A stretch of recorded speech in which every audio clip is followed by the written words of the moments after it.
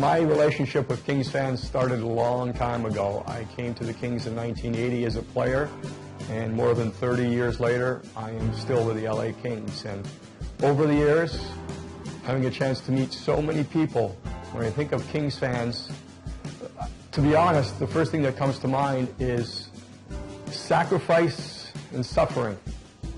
A long time waiting. It doesn't happen all the time. I remember back in '93 when the Kings went to the finals.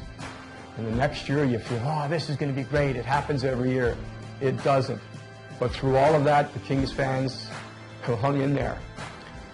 I'm going to go back again to when I started. The Great Western Forum was not full.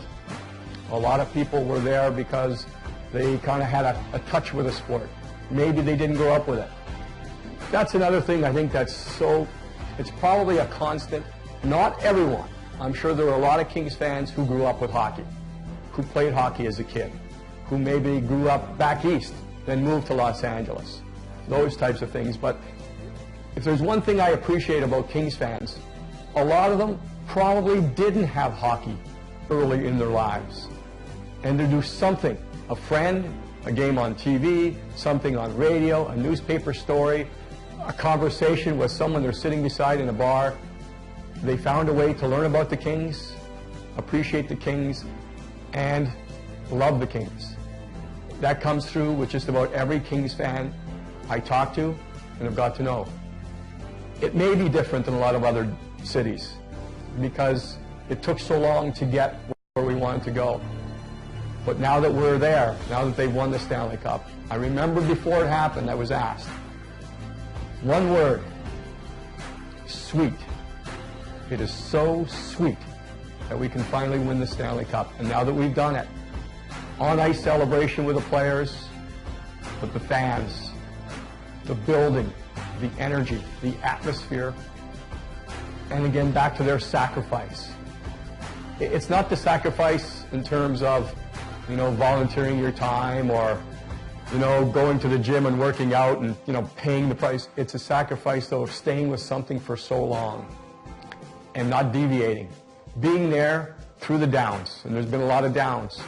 But now that the ups are there, that means that much more. Over the last year and a half, I had a chance to meet the Reboyne family.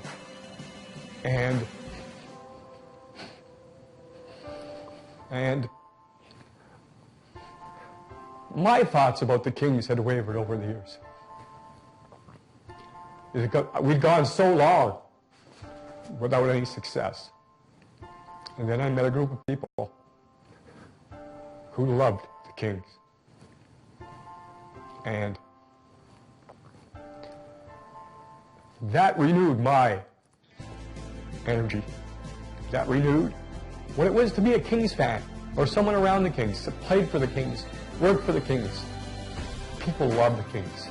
And Tanner, I can't believe how many people love the Kings through you and your family. How many people loved you because of your love for the Kings. And it is emotional because it's been a long time, but we got there. And I know there's a lot of people, myself included, throughout our lives that we shed a lot of tears. A lot of tears because of sadness. But in 2012, we got a chance to shed tears because we were happy. Because we got to where we wanted to go.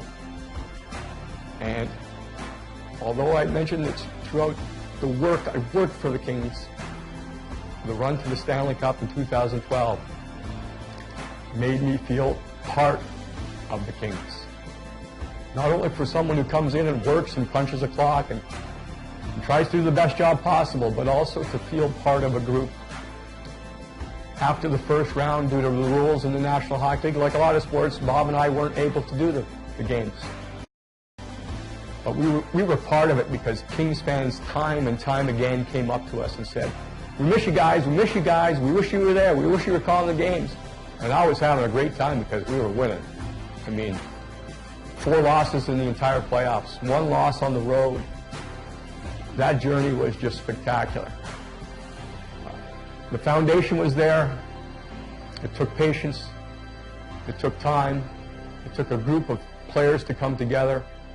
But it also took Kings fans to hang in there and be with it and stay with it and now finally enjoy it.